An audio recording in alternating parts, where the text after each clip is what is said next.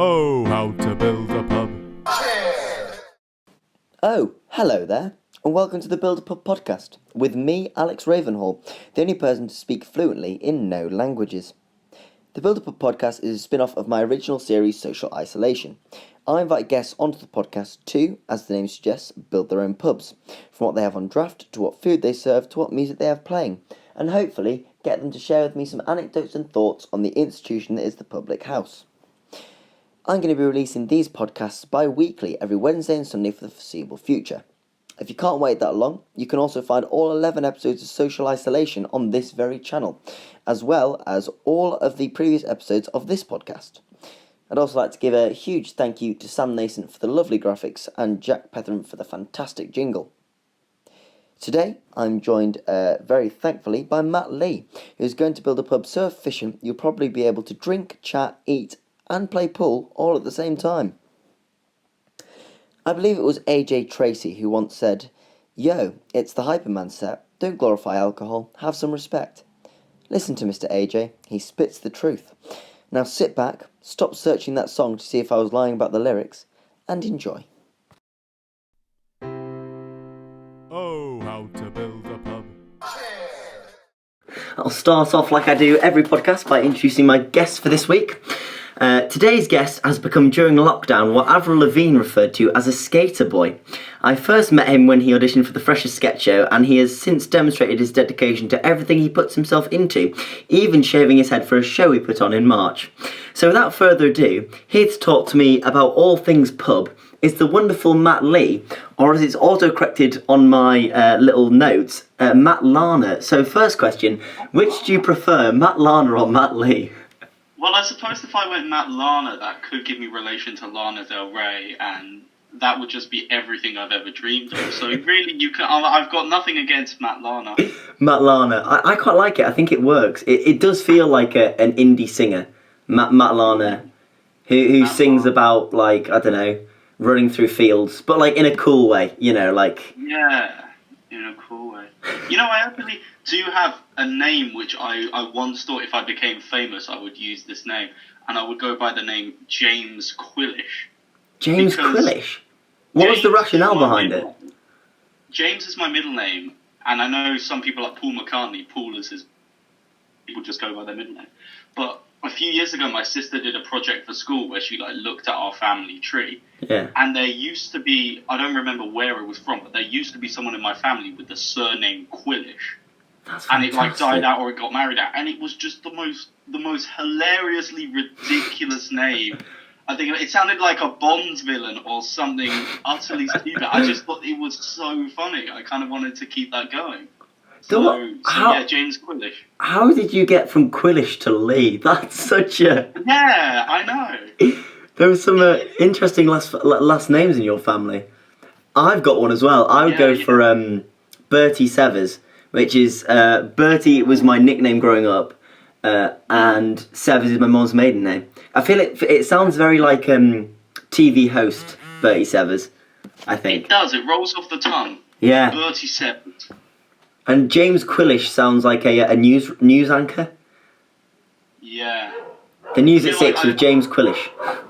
James Quillish sounds like the name of a news anchor in a comedy film played by Will Ferrell. Yeah, that's true. Yeah, but not Anchorman, like a kind of like an earlier version of the show. Yeah, I agree.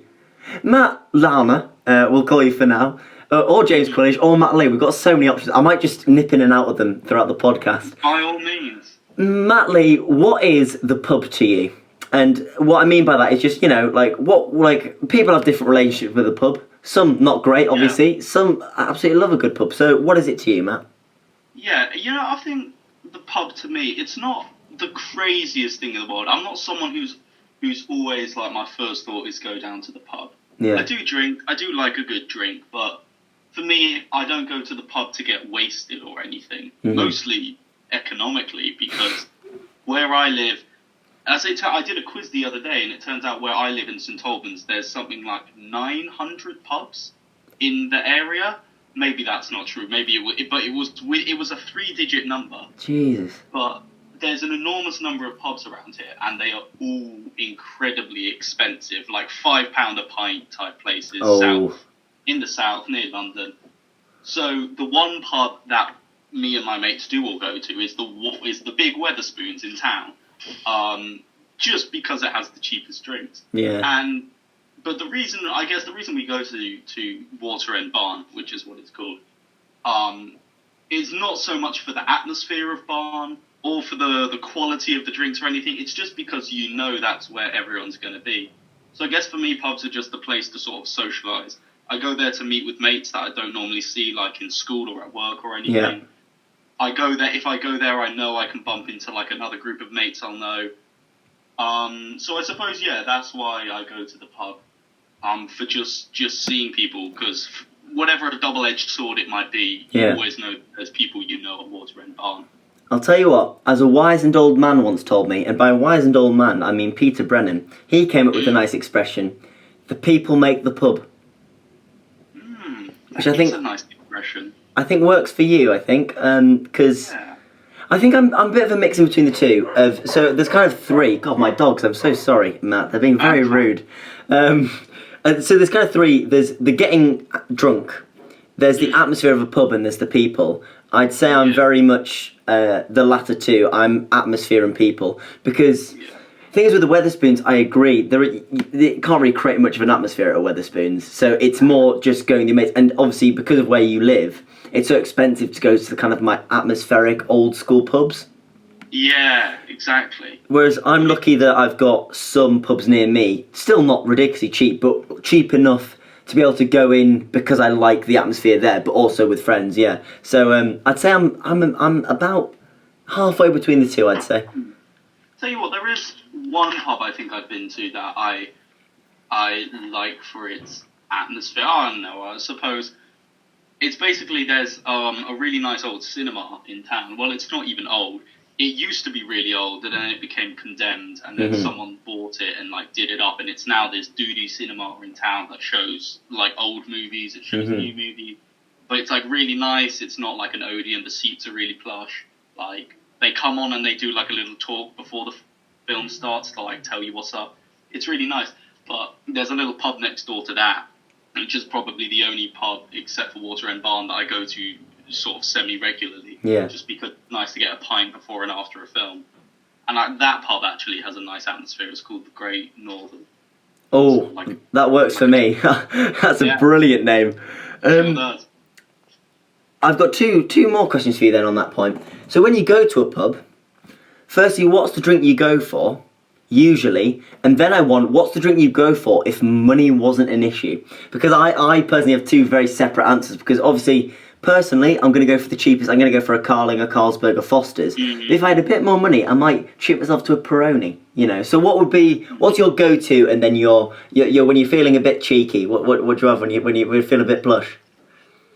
Well, my go-to at Spoons at Water End Barn, this is a little trick that my brother taught me, is I always go for the guest ales, because as much as they make you look like a 50-year-old man, in fact, the girl I know who works behind the bar once said, like, you're the only person below 50 who buys this drink.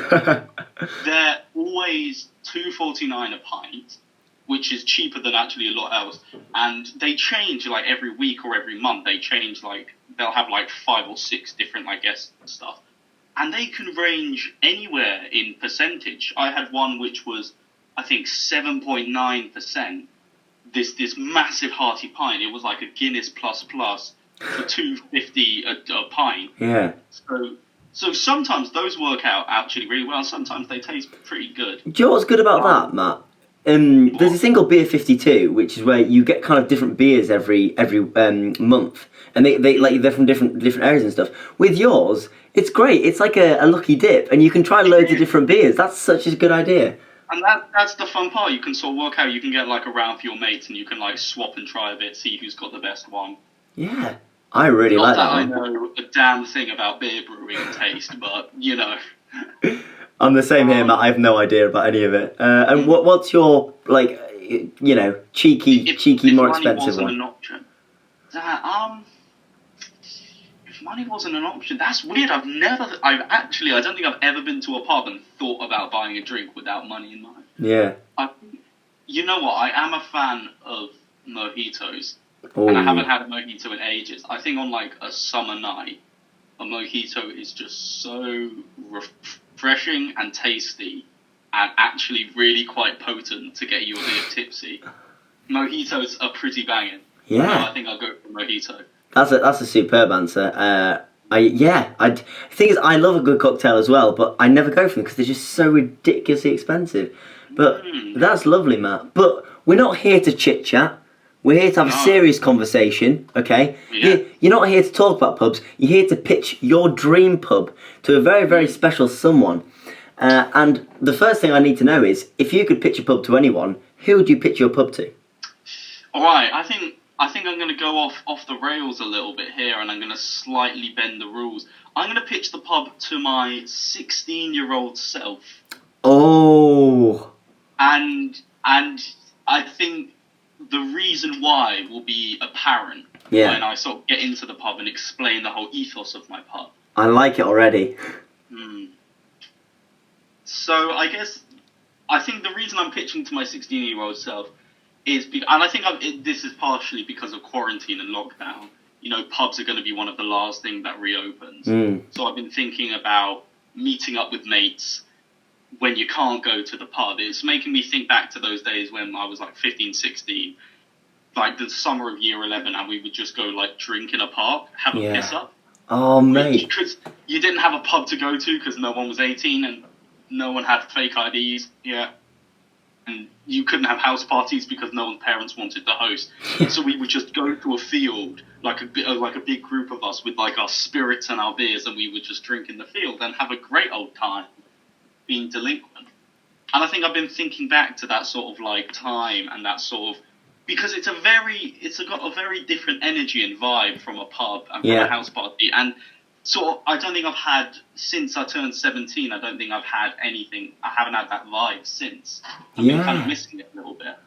That's the thing, it's so weird because when alcohol is the most kind of interesting and kind of exciting, rare entity, it's before you can really enjoy it in the public domain. So it's weird how you can't, it doesn't quite align itself. Obviously people, you know, they drink at different ages. Some parents like bring the kids up often on it so that it's not as much of a shock. Some people hit 18 and go off the rails. Some people at about 16 like drinking with some friends. There's so many different things, but I do think I'm similar to you in the sense that there were so many of these times where we go out and we drink together, but not in a public house or in a house. It was just kind of, you know, wherever you could find yourself. It was exciting. I used to steal drinks from my parents when I would go out. They would they'd know I'd be going to a party or something, and they'd be like, "You can take 2 beers." I went, "Okay, thank you, that's really nice." And then I'd leave the house. I'd sneak back into the house in the side door, and I'd take like 4, 5, 6 more in my bag before they saw me. And I think like 90% of the fun was just the excitement of doing that and going out, which you can't capture in a pub setting. No. But in this hypothetical, I think I'd like to try and find a middle ground between just the sort of relaxedness of a pub and being able to just buy a drink, sit down, it's calm, and the like, oh my god, this is so exciting. Yeah. Drinking for the first time when you're 16, or at least that's me. There is something in the kind of rebellious side of it, because most of the fun of drinking is the fact that you're not allowed to, or especially early days, to get drunk. And it was so funny, like, because you'd hear so many tales of people getting drunk, and so you just try and replicate them. So I remember my sister saying, when people are drunk, they fall over all the time. And I remember inadvertently, but probably on purpose, a little bit playing that up, because I was like, oh, this is how drunk people act and stuff. So there's a lot of learning, I think, goes into it as well in those early days. And then, once you get to a pub, it's like, this is it for everyone. And you're like, oh, so I lose that side of it. And suddenly... I think the moment I saw, like, an old guy in the pub, like, sitting there drinking and being just as drunk as me, like, on the same Saturday night, that sort of suddenly made me, like, realise, you know, drinking wasn't that exciting or weird of a thing. Yeah. You know, when it's not just, like, you and your mates. It's actually everyone. I agree with you completely. That is such a good... No one's gone for them for their former selves. So for the rest of this podcast, I'm going to be referring to you as... Was it James Squillage? James Quillish. Quillish. So I'll be referring to you as James Quillish, and I will be referring to 16-year-old Matt Lee as Matt Lee. So this is a lovely start. And 16-year-old Matt Lee, obviously, you know, he's allowed in because he's a special guest. And also, where 16-year-old Matt Lee's from, the drinking age is 16, as we all know. Yes, yeah. And he walks up, and the first thing he sees, as everyone sees, is the name of James. I've forgotten it again. Squillage. I'm gonna call you James Squillage for now. James Squillage is fantastic. And he sees on the wall is the name of James Squillage's pub.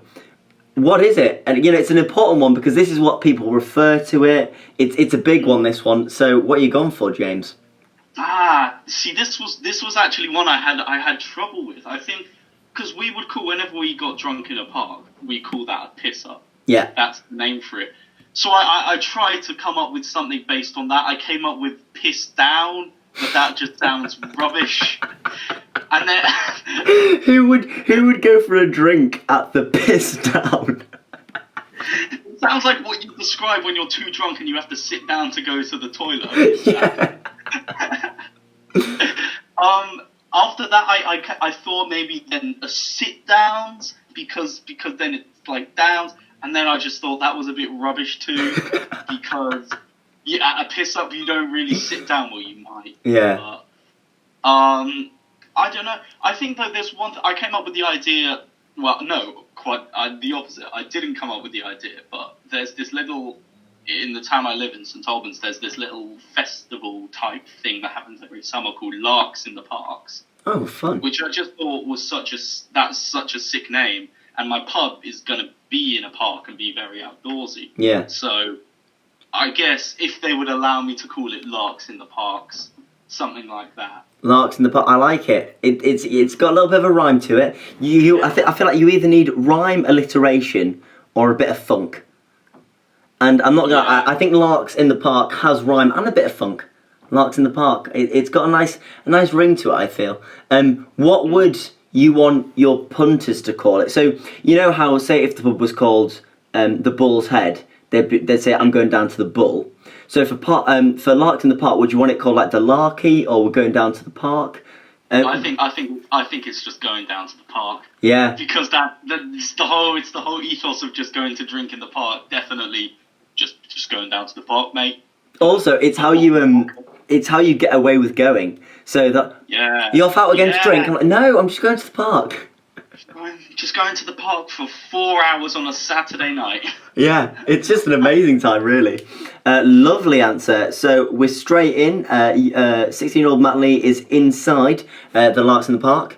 And first thing he's going to do, as you'd expect, is go and get a drink. And so he walks up to the bar, and in front of him is a bar with 4 draft drinks on it. There are 2 beers and 2 ciders.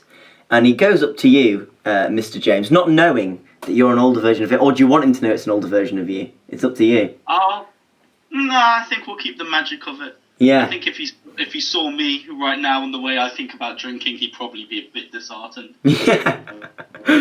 Keep the magic alive. Yeah. So he goes up and he goes, "Hiya, James. I would like one of your draft drinks, please. But I'm new to this drinking game, even though I have enough money and the resources to fund a whole pub." So, James, what is on offer? Well, I'll start with the ciders because if this pub is to try and replicate having a piss up in a park, it had to be Copperberg and Dark Fruit Strongbow. I don't even know if you can get them as a keg, but you can get Dark Fruits definitely. I don't know about the Copperberg. I assume so. Yeah, I think I've seen someone get Copperberg at a pub once because their glass was bright purple, and I was like, "What on earth is that?" Yeah. So Copperberg, I haven't drunk either Copperberg or Dark Fruits since about year 10 or year 11. I think I personally, I'm not a cider guy massively, and though I hate the sweetness of them, they make me feel quite sick. But I think it is the classic 16-year-old drink. At Yeah. least at all of the parties I went to. So I couldn't imagine any other cider than those two. The amount of times I've seen just empty Copperberg bottles just everywhere at the end of a party, or someone with a 6-pack of dark fruits, Yeah. and then they got totally sloshed.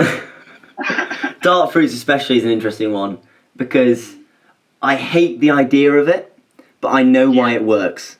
So Yeah. because it's the perfect alco pop in the sense that when you start drinking, I don't think anyone enjoys the taste of alcohol. They just go, as you say, for a piss up. So what you do is you try and mask that in any way possible by having kind of spirit mixes, you know, like your VKs or your WKDs, and then you have your really sweet ciders, and then you get some big lads in the corner with the beers, which was me, unfortunately, me, you know, trying to be cool and absolutely hating every sip I had. So yeah, it's as much as I hate a strongly dark fruit, it is the most popular, and I completely understand why. I think it's the one everyone goes for. Yeah, I agree. I never had beef with dark fruits or Copperberg. I got why people drank it. It just was not for me. Yeah, agreed. Lovely. And then on to your beers. You must have quite an eclectic taste after all your guest ales. I'm very excited. Well, quite the opposite actually. I think the two ones I've chosen are for the same reason: Foster's and Carlsberg. Oh yes. Because they are the dirt cheapest drinks that everyone will bring to their house parties. It's what everyone will get wasted on again. So yeah, for just the same reasons. They're the dirty drinks, aren't they? I love it. I already completely see the vibe you're going for, and it makes me very happy. I can picture it so well in my mind. It's just great. Foster's is the cheapest pint I've ever found. It was under £2. It was £1.99. I found a pint of Foster's. What is the most expensive drink that you've ever bought, would you say?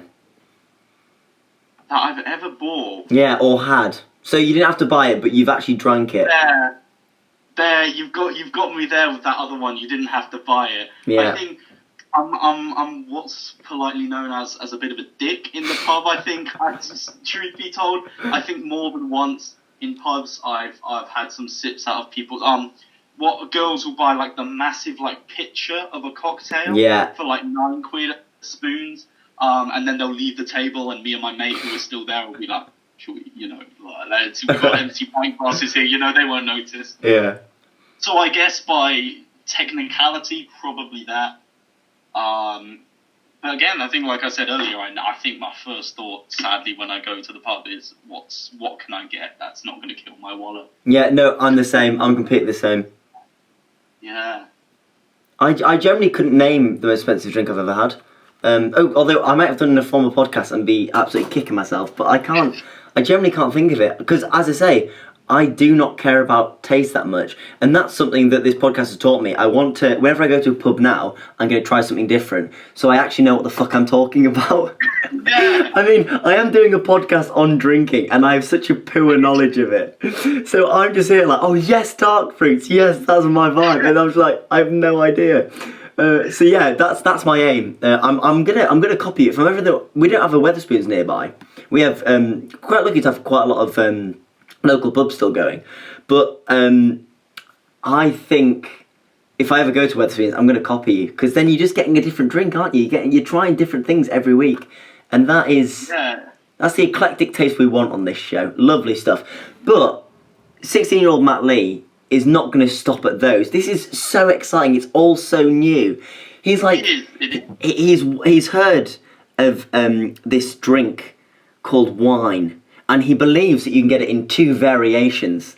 You can get it in Rouge and Blanc. That's what his French teacher taught him. So, next up, he's going to ask you, please, James, what types of wine do you have? And you can only have two, because I make up the rules, because you're pitching to me. Wow, this is the part where I show that I have absolutely zero knowledge of any wines, what they are. I think with the white wine, I'm gonna cheat and actually swap it for rosé, because I think rosé is the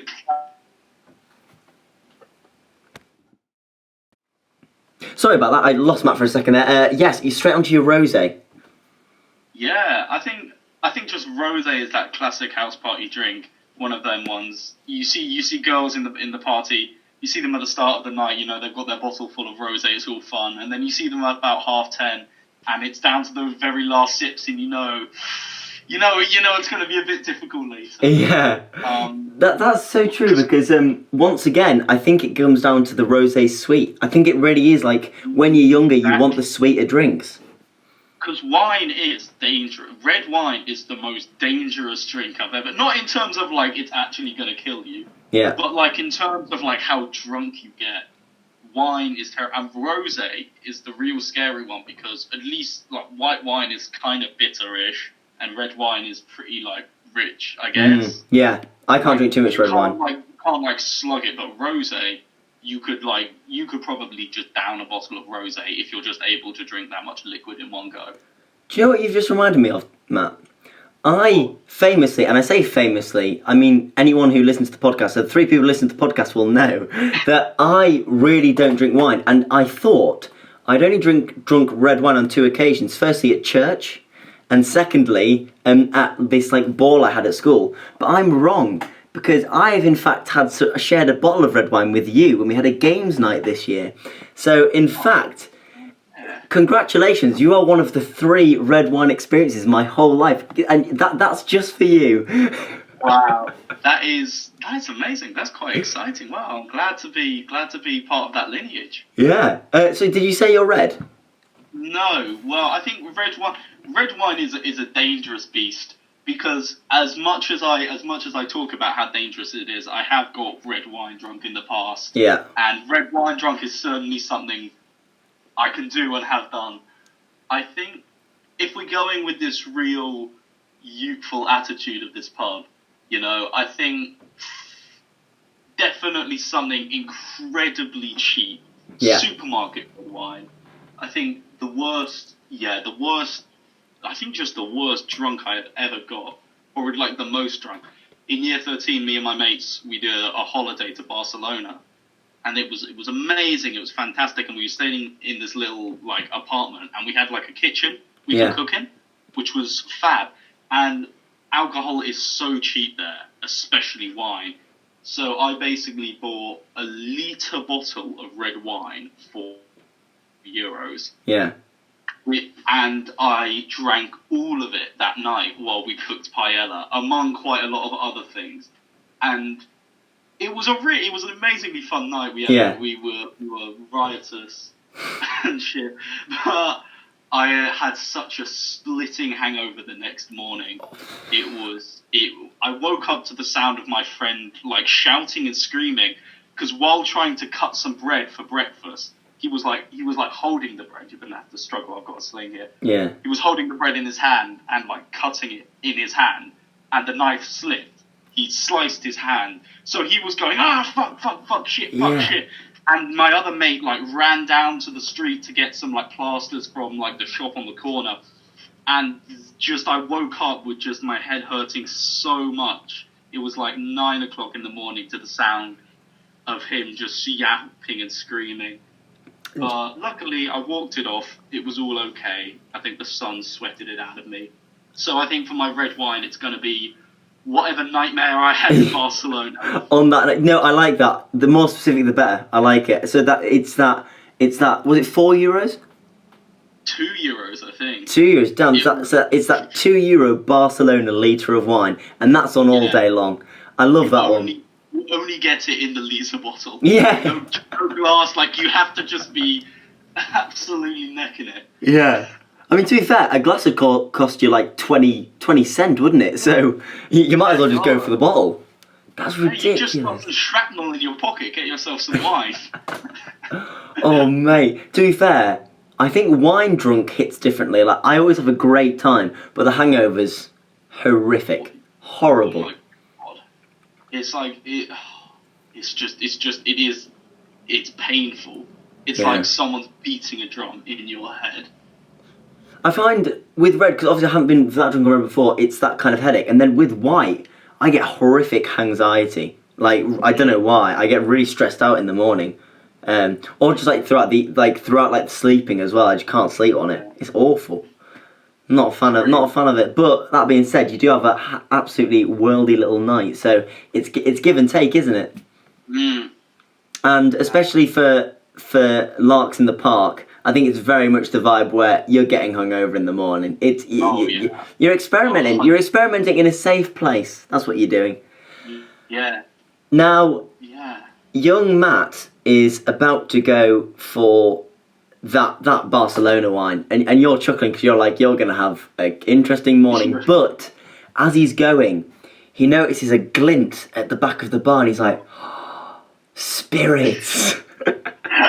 And he's like, wow, oh my god, it's like beer but stronger. And so he starts jumping and pointing, and he's like, James, what 3 spirits are there at the back? There's only 3. I think they're gonna have to be vodka, tequila, yes, and flavored gin. And I'll go into it. So vodka is just the classic. You know, you couldn't have a piss up without multiple bottles of vodka. Yeah. It's what everyone gets. It's what everyone. I've got many drunk on vodka. I think it's just standard. Yeah. Tequila, as I discovered now in my old age, I have discovered actually that tequila is the one I should have been drinking all along. Exactly. Tequila is very fun. It's like vodka, but just more fun, I think. Yeah. And also in my old age, I have discovered that flavored gin is actually pretty sick. And I think if I was having a piss up in the park, actually, I've had some rubbish gin at parties in the past. I reckon if I had just bought flavored gin and not thought it was lame, I would have had a much better time. Because actually, it's pretty nice. What flavour would you get? I've only had one flavoured gin cocktail thing at a Christmas party last year, and I don't remember what flavour it was, but I remember it was really nice. You can have that one, because as we say, you can have any drink you want. In fact, I forgot to tell you, but 16-year-old Matt Lee, as you can tell, is a time traveller. So when he's investing, if you want anything from any time, he'll go and get that for you straight away, so don't you worry about that. Lovely stuff.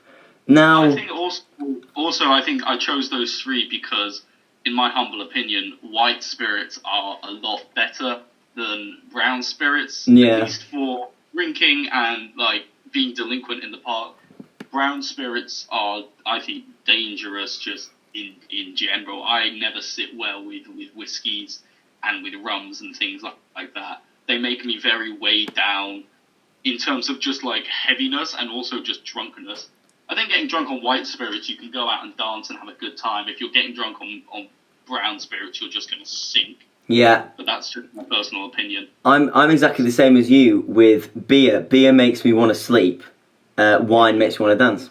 So it's kind of the same, you know, that divide between the different types of spirits, and then like kind of the wine and beer divide. That's anyway for me. Like whenever I drink beer, I can't stay awake. Yeah, it's like that. Lovely stuff, Matt. But obviously, sorry, James. But obviously, I mean, basically, young Matt has wanted to try and impress you by asking for all the options. But he's 16 years old. What is more exciting than a cocktail? And as you know, the Larks in the Park has its very own signature cocktail. And considering the vibe you're going for at the minute, I cannot wait to hear the shithousery of this cocktail. I'm rubbing my hands with glee right now. I'm expecting some real bootleg stuff here, Matt. So. Oh yeah, this is very bootleg. Hang on, I wrote this down. I can't wait. All right, so this cocktail, I think I called it the Sweet 16. Yeah. Like, because, you know, you're 16, and I think it's going to be kind of sweet. It starts with vodka, equal parts of vodka, tequila, and gin. That's the base of it. You could get rid of gin, but also you could just add it, so why not? Yeah. Some lime juice, then some lemonade. Yeah. And then a little bit, let's be classy here, a little bit of mint, like mint leaves. It's basically just a fucked up mojito, I think. But here's the kicker. It's served in a plastic labelless water bottle, and you're not allowed to have it in any other... You have to sip it like that, which I have done many a time at a house party. Yeah. Water bottle, spirit and mixer. And if you see someone around Larks in the parks with this just clear water bottle full of a suspect-looking liquid, you know what's up. That is literally perfect. I'm not gonna lie. Also, Fucked Up Mojito is a very good name as well. Fucked Up Mojito would be the name of like a very energetic band. Yeah. Once again, we're just copywriting everything as we go. We're just thinking of things we're going to copyright that we're going to use in the future for future exploits. Lovely stuff. I mean, I'm pretty sure Matt, 16-year-old Matt, is going to go for the Sweet 16 because he's 16. You know, maybe he's even celebrating his 16th birthday. And he goes down, he sits in a booth, and he has a lovely little drink. And he calls you over, goes, James, and you sit across from him, and he goes, two things. Firstly, Squillage, what even a last name is that? And secondly, he says, it's all going very well. I'm very much enjoying myself. And it's a bit of a stupid question because you've already solidified this, but I assume the atmosphere is that of when you first start drinking, the excitement, the kind of shithousery around it, like the shit side of it that's the fun shit, you know. Yeah. It's really learning where your place in the world through your exploration of alcohol. But to know kind of what bar you're setting when people come in here and to know what they want, and no pun intended with the bar, I need to know, James, what is your best pub experience? So I can know that when I walk in here, this is what you are trying to replicate. That's the level of happiness and fun that we want. So, James, what is your best pub experience? Man. See, the thing is, I think my best pub experiences often don't match up with this pub I'm peddling at the moment. But I think I've one example of when I've been at a pub. I think normally I like to think I'm pretty okay in the pub. I mean, I'm not drinking tons and tons and tons like you are when you're 16 in a house party. Mostly because now you've got to pay a lot more for it. Yeah. You can't just buy a bottle of vodka down at Tesco's. But I think the night of my year 13 prom was... Very sorry to everyone in year 13 who organised our prom. But our prom was pretty shit. We paid like 40 quid for a ticket. They couldn't find a venue in time. Like, it had been snapped up by all of the other schools. So the only venue was like our town hall, which to be fair was pretty classy and cool, but also was incredibly expensive. So we paid 40 quid and that was it. That was like, you didn't get food, you didn't get drinks. There was a bar there and it was 8 quid for a double vodka, like, Coke. Wow. It was right. I think someone bought me a double vodka Coke because I said I'd pay him back, and then I never did because I knew I was never going to see him again. That is very fair. And also, at prom, everyone buys everyone drinks, and you're just like, mate, I'll take as many as I can get. Exactly. But basically, everyone was just like, no one was drunk enough because no one was paying like the 40 quid you would need to get drunk. So basically, I rounded up a bunch of people, and we were like, look, we're 2 minutes away from Water End Barn. Let's just bounce. Yeah. And suddenly, like, everyone started bouncing. So we got to Spoons, and getting there, of course, I was like, I've got some catching up to do. It's like 10 o'clock. Yeah. This was the night that like every school was having a prom. Mm-hmm. So there was soon, like, we got there like half an hour early, enough time for me to get like 3 pints and like 2 vodka lemonades, which was the mistake in as it turned out. But I then got really wasted, like 16-year-old in the park wasted. And the thing about our town is we have one club, not even nearby. You have to get a bus, which basically on a Friday and Saturday, the Batchwood bus just drives up to Water End Barn. You get on it for free, and it will just drive you like the 10 minutes to get to this shitty club. Yeah. I would also like to point out Batchwood has been voted worst club in England like 5 years in a row. Mate, that's quite the record. It's fucking shite. I don't know if I can swear on this podcast, but it is outrageously bad. And I was so drunk on Oh man! Oh, this story was meant to be the best pub experience. Is this the embarrassing? No, stick with it. Stick with it. But basically, I was so drunk, like, oh my days, and I had a hit flask with me as well, full of vodka, I think, and I was basically swigging it in the queue with some mates, and oh my god, and there was a girl with. It's all like rushing back to me now that I think about it.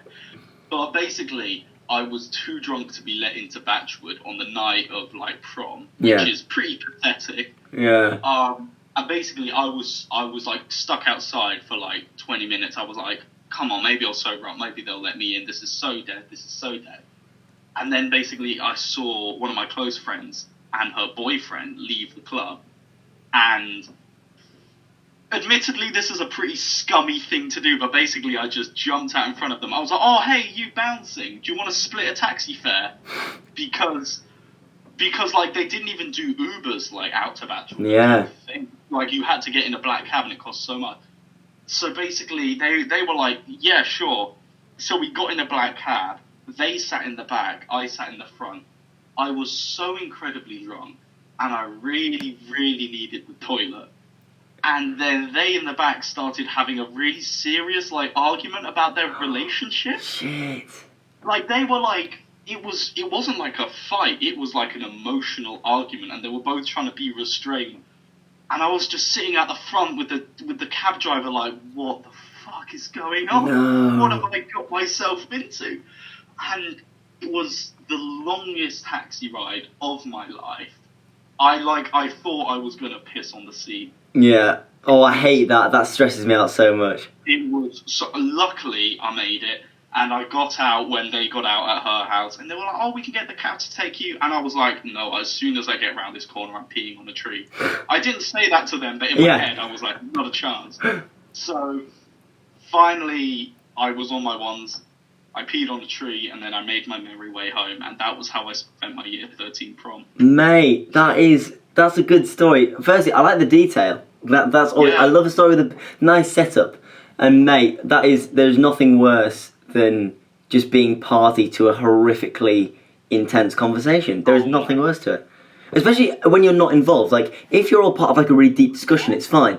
But you're sat in the front. Not only are you sat in the front, you're sat in front with a stranger, desperate for. Oh, mate. It was so bad. I was just trying to like make myself invisible. Oh my lord. Mate, that is. So that's one of. I mean, I think I still count it as a successful night because I probably had just as much interest as going into Batchwood. Yeah. But yeah. I like it, as does little Matt. Matt just keeps thinking, God, these all sound really interesting. I'm getting a weird sense of deja vu. But he then reacts. So was that your embarrassing story? Yeah, I guess. So do you have another story? Another embarrassing. A best story. You know what? When I think of a best pub experience, I think of I have a mate who is doing a gap year, and we didn't go to school together, but we knew each other. We used to do this thing called Gang Show, which was like a scout. It was like basically scouts in like the area, in like the town, put on like a variety show. And there's like singing and dancing and sketches. And we did that when we were in year 7 to year 10. And at least that's when I did it. And we were really good friends then, and we kept being good friends. So pretty much the only time I meet up with him is when we just like go down to the pub together and we get a pint and we catch up, which is, I'd say that's actually really nice. So I call that. And just, I think my best pub experiences are the ones where you just go down just on a Saturday night and you end up having just a really sick time.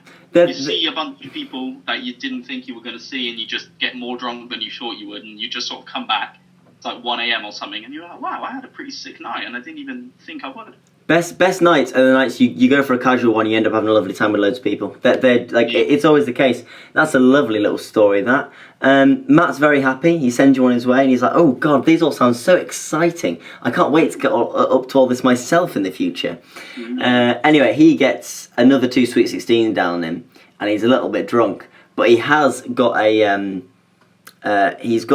show on in the morning. He's performing in a show. What show would he have been performing in, Matt? James? 16.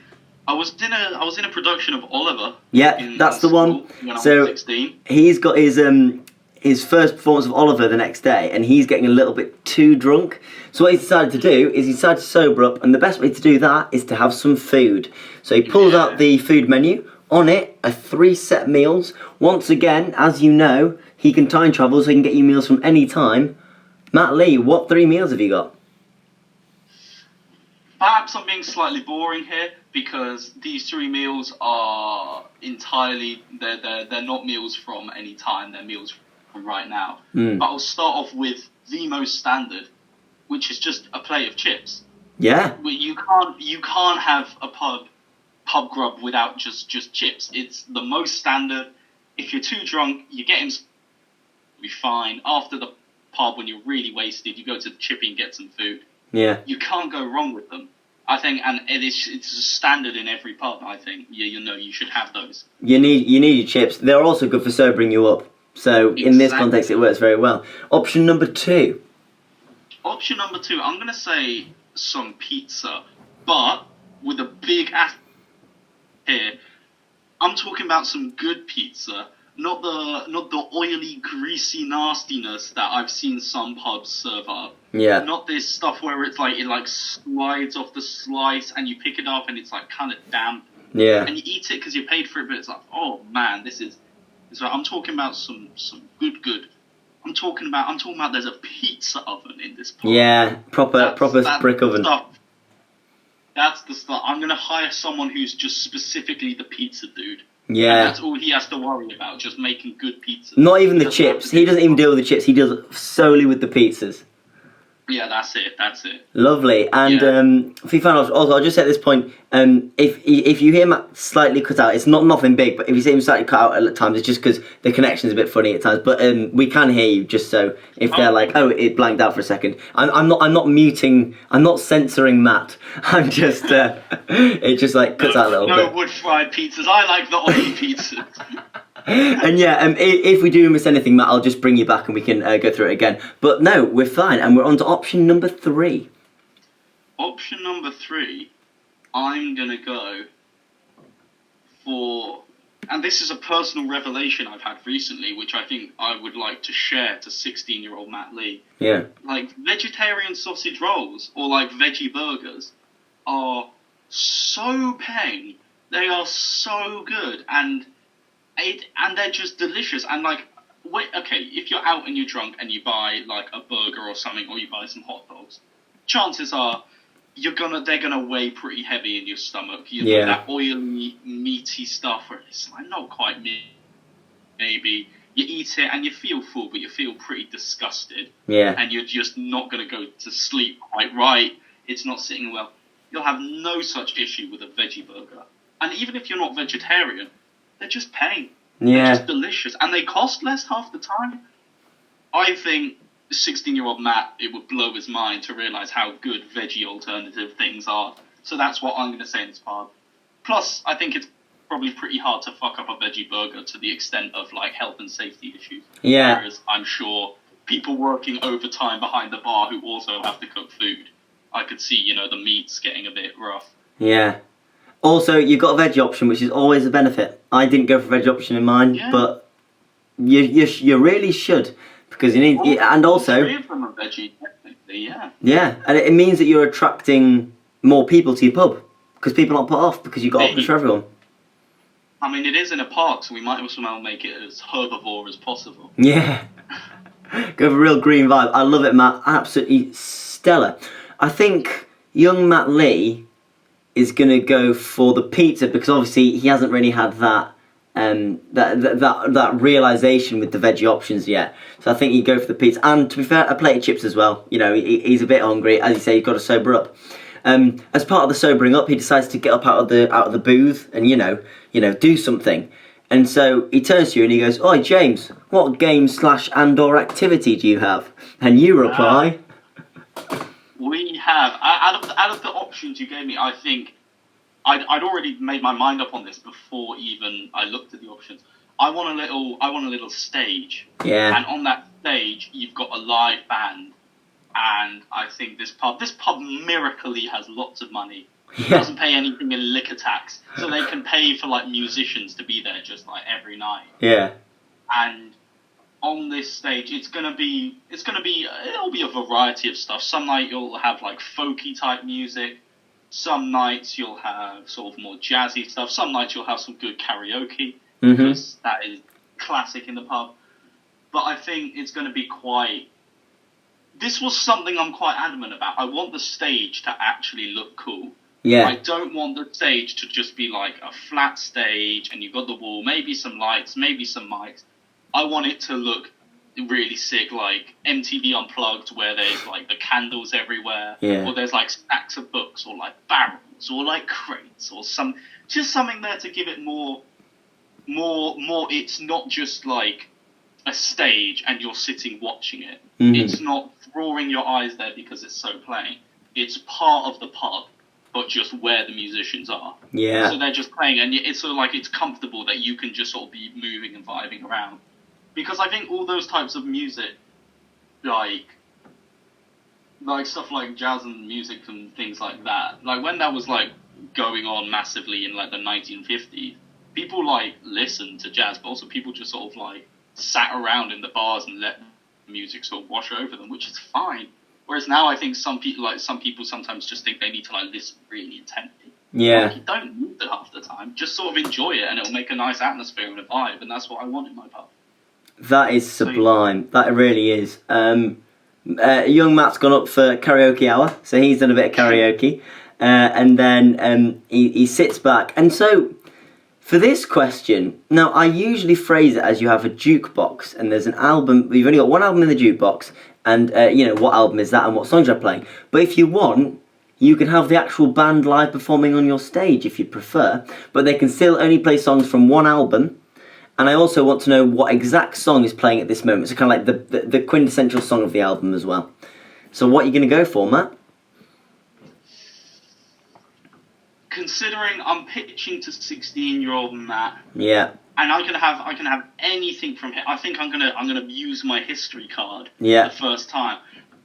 I think I would get the John Coltrane Quartet to play, because just to see them live, and I think they would play what album? That's the thing. Album? Yeah. Maybe I think Giant Steps, because Giant Steps is so just exciting. It is at 100 miles an hour. It is like, oh my god, oh my god, oh my god. That's what I feel like when I listen to that record. And that is what I felt like when you're 16 and you're drinking for the first time. And as much as it probably would just like be a horrible idea to have this like insanely fast jazz music going on while everyone's getting really drunk when they're 16, that is a recipe for disaster. I think that would just be, that's sort of similar to what the mood is. Yeah. Well, yeah, in the sense of like that energy. And plus, I think that would be, I would do anything to see John Coltrane live. But unfortunately, he's been dead for quite some time. Yeah. That was it. I like that one, because, I mean, I had to give it to you because you set up that stage so beautifully, and I really enjoyed what you said about how let the music wash over you. Because when I go to the pub and there's a live band, I feel a lot of pressure to like engage and clap and stuff, and I just want to sit and have a chat with my friends while having some beautiful music playing. So I really like where you went with that, and that's why I gave you that little. That little bit of wiggle room with your album there, because I think that's a really nice one. Yeah. And then obviously you can then get was it Coltrane? John Coltrane, yeah. Yeah, to then come back, and that's pretty impressive. I love it. Now, young Matt Lee is about to tell you, James, whether he's going to invest in your pub. But just before he does, Mother Lee, as in Mother of Matt Lee, not Mother Lee, rings, and he nips outside, and she's like, "You alright?" He says, "Yes, I'm fine. I'm just trying to buy a pub at the age of 16. I'm an impressive businessman." And she goes, "Sorry, just checking in, bye." She hangs up the phone. 16-year-old Matt Lee turns to come back inside, but he notices what he didn't notice on his way in, a blackboard. And on that blackboard is a message. What does that message say? I struggled with this one. Yeah. Because a blackboard is so like official. Yeah. And it's so like part of the pub. Like you can have like a funny blackboard, but it's still no piss up in the park ever had a blackboard. Yeah, true. Actually, no. I've just come up with the idea now. Every day it would change, but it would be written like the description on like a WhatsApp party chat or like a Facebook event where there's a bunch of emojis and it's like BYOB, out before midnight or my parents will get pissed. Like if you want to smoke, you have to go down to the end of the road. It'll be like one of those.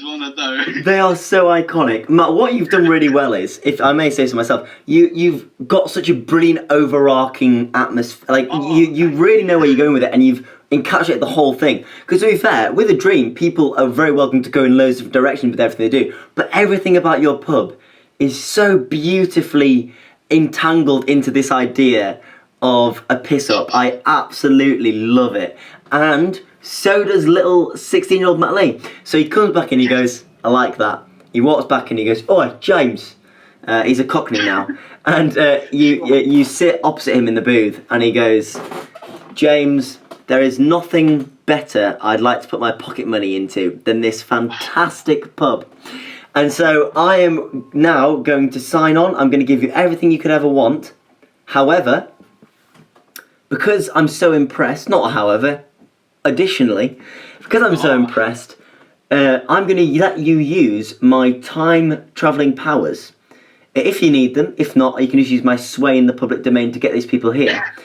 To have a drink with 5 people, whether they be dead or alive, whether they be celebrity or family or friend, whether they be friend or foe. You can have anyone to go for a drink with, just you and these 5 people as a signing on bonus. So little Matt Lee's gone, and in walks who? Who are your 5 people? Wow.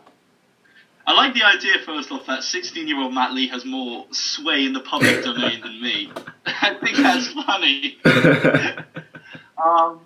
But yeah, I think the first person who's going to walk in the door is, when I sat down to think about this, my first thought was Donald Glover, because Donald Glover is just he's incredible and everyone knows he does so much stuff and his work ethic is insane. But I think actually I discovered someone who is another Donald Glover who I didn't even know about, and that's Daveed Diggs, who is a actor and musician and rapper. And I realised this because the other night I watched Blind Spotting on Netflix, which was a really, really good movie.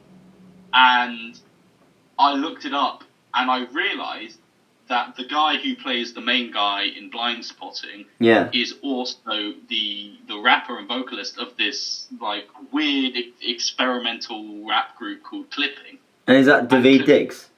Yeah, and it's Daveed Diggs. And I was like, oh, what the hell? This guy who does these weird, like, they did like a concept album about this guy being lost in space, and all their songs are like weird and like harsh noises and like really egregious. And I was like, oh, I had no idea that he did acting, and I had no idea he did acting this well. And then I looked into it further, and it turns out he was also in the original cast of Hamilton. Yes, right. I was like, what on earth? And he is then playing, because he knows Lin-Manuel Miranda, he's playing the guy, the lobster crab or whatever, in the live-action Little Mermaid. She's just suddenly, I was just like, what the fuck? Yeah, I love that. Like, you see someone in like a kind of a small role or something, you look into the background and you just realise that so little of what you see appreciates them. Like, you'll see someone in a film, in like a comedy role, and you think they're quite funny. If you look into them, these are professionals. These are people with incredible, astounding careers.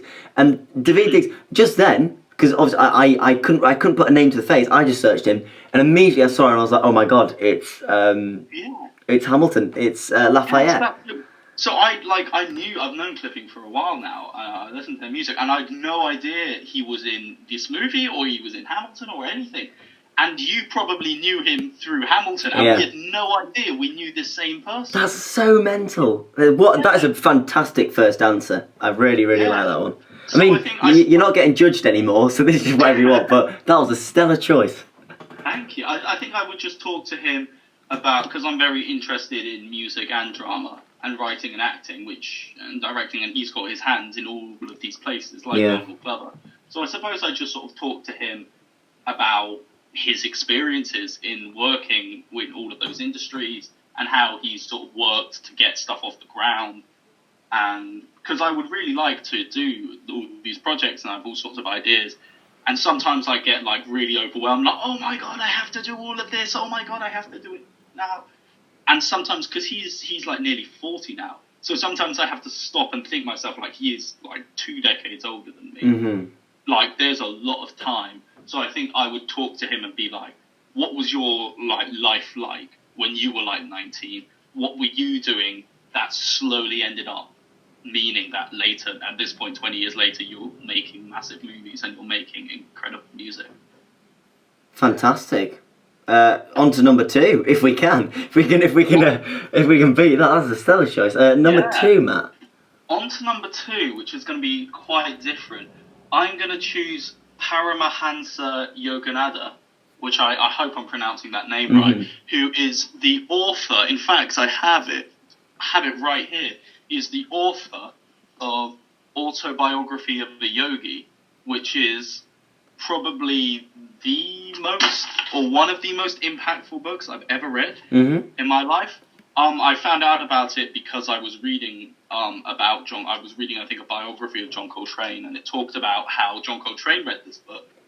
And I looked into it, and it turns out, like, all of the Beatles, when they went to India, they were reading this book and looking at these ideas. Like, George Harrison would have, like, hundreds of copies of this book, and he would, like, give it to anyone who came into his house. And so Yogananda was a Indian guru and follower of Kriya Yoga, which is a type of Hinduism. Yeah. And he came to America in the 1930s, I think, and he gave loads of lectures, and he founded the Self-Realization Fellowship, and he basically brought all of these ideas from India and from the East into the Western world. And reading his book was absolutely fascinating, because before I read it, I think I was very strongly like atheist. Since I've been like 12 or 13, I've been like, oh, I don't believe in God. But it made me rethink sort of everything I thought I knew, not just with God and not just with religion. And I think it made me a lot more tolerant, actually, because it made me sort of realize this is such a huge part of so many people's lives. And he is clearly, aside from all of the subject matter that he's talking about, it's a really good read. He's really good at writing, and he's really good at communicating these totally foreign, alien ideas into a way that's digestible and easy to understand to a Western reader. And I still pick it up, and I still reread chapters of it all the time. Whenever I'm just sort of curious, or whenever I'm sort of thinking about sort of deep ideas and questions, I always return to this book, and I'm reading it, and I think he was an incredibly wise man in not just in his religion, but also in the way that he preached empathy and the way that he preached people working together. One thing I really like in the book is he compares and sort of contrasts ideas in sort of Hindu language and teaching to things in the Bible or things in the Quran. He'll like say an idea, and there'll be like a little like asterisk at the bottom, and it'll just refer to a line in the Bible which says effectively the same thing. Yeah. And it really puts forward this prevailing idea that actually, even though we can be so divided by so many things, at the end of the day, to be good and to be righteous and to live a good spiritual life actually is the same across all people and all cultures. And we shouldn't lose sight of that. And we should embrace and talk to other cultures and learn from them. He talks about learning from the West and learning. He says that the Western scientific methods are fantastic, and he has a university degree, and he talks about science extensively. And he presents these ideas of religion and spirituality in the sense of like a new science, I suppose. And it was just a totally mind-altering book. I thought it was utterly fantastic, so I would love to talk to him personally. It shows that kind of any cultures can be assimilated together into something that makes a better alternative, rather than it being Western ideas are right, everything else is wrong. There are bits I think you can take from everything and wrap together. And as you say, this guy comes along and he brings these ideas into the Western sphere, and it's impacted swathes of popular culture. It's absolutely amazing. What's the name of it again? Just so if people want to give it a read, the name of the book and the author? The book is called Autobiography of a Yogi. Yep. It might be flipped on your screen. And it is by Paramahansa Yogananda. I do not know if that's how you pronounce the name properly. To be fair, I think people will be able to find it from that. That is once again a lovely and well thought out answer, Matt. And I'm afraid we're just going to have to go on to number 3 because I don't know where to go but up. Yeah. Alright, number 3, I think, out of curiosity, I'd like to sit down with Miles Davis. Because Miles Davis, I think, I would like to see what he thinks of music today. Yeah. And of the world today. Because Miles, in his lifetime, he was always, even though he was like one of the most revered jazz players, and there were multiple times in his career he probably could have just stopped and could have just raked in his royalty money and kept doing the same thing. But all the way up to pretty much his death, he was always innovating. He was always thinking about what's new, what's next. He was never satisfied with just doing the same thing. Mm-hmm. And he was very critical of sort of everything around him. He was a pretty difficult guy, I think. But I'd be really interested to see what he thinks of the world now, what he thinks of the state of music now. Yeah. What he thinks of jazz, what he thinks of other things like rap or like folk or the state of the radio and the internet. I just think it will be really interesting to see his worldview. Because he died in, I think, 89 or 91. So about 30 years ago, and the world has changed an enormous amount, and so has music. So I'd be interested to see what he has to say about that. Because it's the generational thing, and music is so fast developmental. It goes through so many phases so quickly that, as you say, you could tour the world for 5 years without listening to any music and come back and it'd be a completely different demographic. It's something that is so quick to change, and it's interesting. Is that for the good or for the worse? And to get someone as revered as that to do it. Is once again, Matt, a superb answer. Number 4. Number 4. I think for number 4, I think I'm going to take a step back from celebrities, and I'm going to say my own grandpa, Grandpa Tony, who he passed away when I was, I think, 12 or 13. Yeah. So I'm old enough that I still remember him quite clearly. But actually, I don't think I ever really knew him that much as a man. Which is interesting because actually in my house, he wrote, after his wife died, he wrote his memoirs, and he wrote basically his life story in a biography, which we have some copies of. It was never published or anything, but we have some printed copies of in the house. And I've read parts of it, and I think it would just be interesting to get to know, because actually, even though, I have his blood and everything, but I actually don't know that much about him himself. So I think I would say, my grandpa. From the history, is it? Because I think people forget that every person lives 70 or so years, and there's so much within that, and we're 1920, and there's people who you catch a glimpse of, but you catch such a small glimpse of them.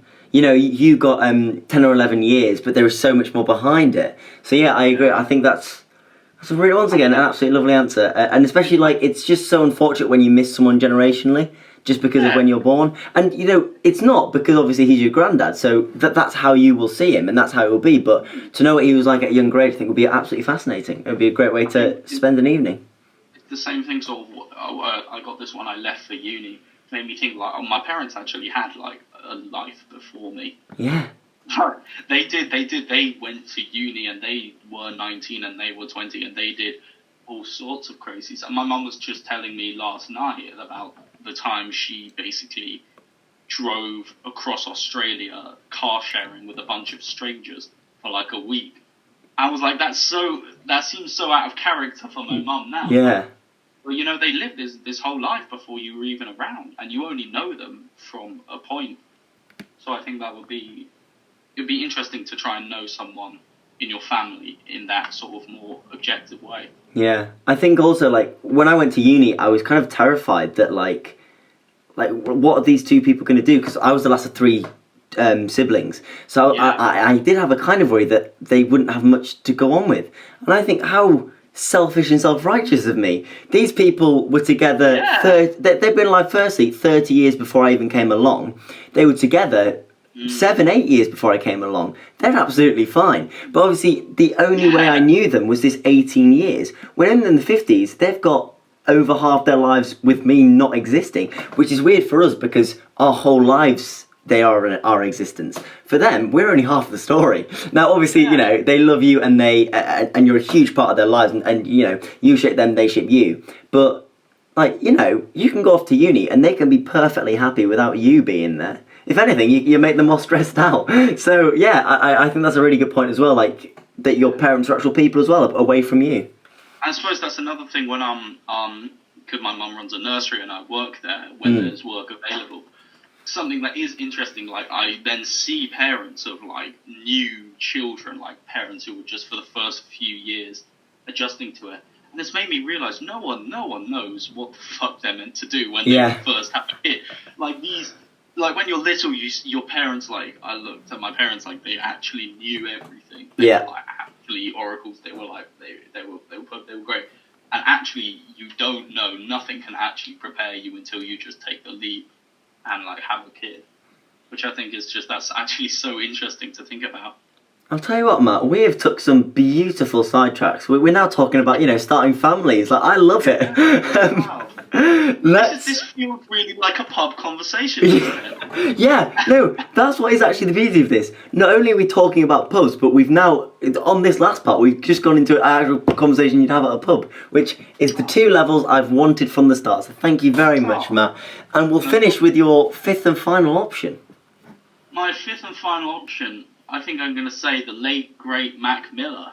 Yeah. Because even he very sadly passed away in 2018. And I think he would just be a great guy to have a pint with, to be honest. I think he's terrifically funny. He's really interesting. He's into all sorts of music. Very talented. He was very energetic and fantastic. I think I would just really like to meet him one day, but sadly I can't. But if I could in this pub, definitely, man. Well, that's what the pub's for. It's for you to meet such a brilliant, eclectic group of people with such thought out answers. And I thank you very much for that, Matt. Now, this night goes on, and you have as good a night as you could have expected. You have an absolutely lovely time. It's going so well. They are saying congratulations on the brilliant pub. Congratulations on the money. It's a big celebration. They're buying you drinks all night. And it gets about 11 o'clock, and you go, right, you've all been so lovely. I'm going to get you all a drink. And you get to the bar, and you go, shit, I didn't ask them what they wanted. So what I want, Matt, is finishing with yourself. What 6 drinks do you think everyone would drink? Sorry, what drink would everyone drink, and then finish with your own choice? Of the people that are coming to my pub. Yes. So what do you think each of them would drink? Maybe if they didn't drink, maybe you get them a water or something. But it's up to you. Blimey. Well, I'll start with your Ganada. Definitely water. I don't think he drank. I think it was part of his monkey life style. Miles Davis, I think I would... Blimey, I'm not actually sure what sort of drink he would drink. I would maybe get him some black coffee and a cigarette. I feel like that's what Miles' preferred choice was. Yeah. I think David Diggs, blimey, I think, aside from how interesting I found it, I actually don't really know much about his actual life and personality. Yeah. Maybe I'll go for just, like, a classic pint of something. Yeah, maybe pint of Stella. Pint of Stella, something, can't really go wrong with that, I guess. No. For my grandpa, I'm trying to think what my grandpa drank. I think probably a similar thing. I mean, my grandpa was a sailor for a long time. Yeah. So maybe some form of rum. I don't know. He's not a pirate. Yeah, he is. You haven't got to that chapter of the memoirs yet when when he goes off to be a pirate. And Mac Miller, probably some strong whiskey spirit, something. He was quite a party guy. And so, yeah. Finally, for yourself, what would you have? For myself, probably one of those guest ales. Even with starting this pub, money's still tight. If you can't afford it twice, you can't afford it at all. So, yeah. Matt Lee finishes as he started. I would like to say, that's it. You've done it. You've got your dream pub. You've talked about an eclectic, brilliant bunch of people. And you've been fantastic. Thank you so much, Matt. I've had such a lovely time. Yeah, I've had a lovely time too. Thank you so much for inviting me to be on your wonderful podcast. Absolutely. No, I'd have you on again. I'd have everyone again. It's just been such a lovely bloody time. I do have a couple of thank yous to do, if you don't mind. So if you just hang around for a little bit. So, thank you number one goes to Sam Nason for the graphics. They're so much better than the ones I made for the social isolation. They are, these actually make it look pretty cool now. Number two, special thank you number two goes out to Jack Pethram. You haven't heard it yet, but there's a beautiful little jingle that I think you'll very much enjoy that Jack very graciously did for me. So thank you to him. Third thank you to all of our lovely listeners, Matt. We don't know them yet because we've recorded this far in the past, but in the future there's going to be people listening to this who aren't just me and you, and I'm very excited about it. That is exciting. And finally, my final thank you goes once again to you, Matt. Thank you again for being so fantastic, and it's been so lovely to talk to you, and you've just been absolutely brilliant. And you know what? The people make the pub, and I'd have you there. Oh, thanks. Thank you so much, and thank you all for listening once again to this week's episode of the Build a Pub podcast. Thank you, and good night.